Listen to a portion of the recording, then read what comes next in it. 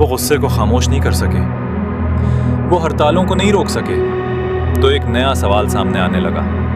क्या होता है जब दबाव का निशाना मुजाहिरीन नहीं बल्कि घर में इंतजार करने वाले खानदान बन जाए?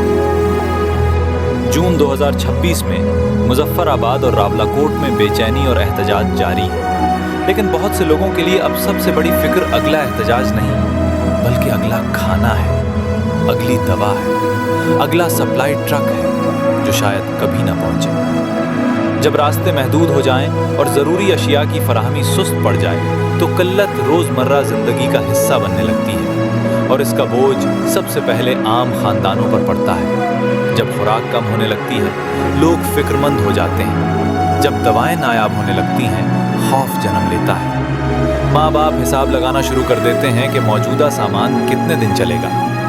बच्चे वो गुफ्तगू सुनने लगते हैं जो शायद उन्हें कभी नहीं सुननी चाहिए थी।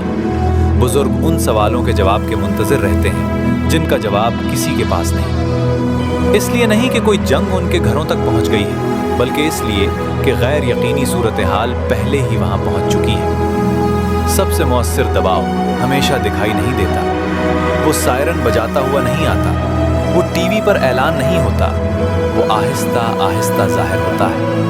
खाली पड़ी फार्मेसियों में, ताख़ीर का शिकार सप्लाई में और उन शेल्फों में जो दोबारा कभी पूरी तरह नहीं भरते।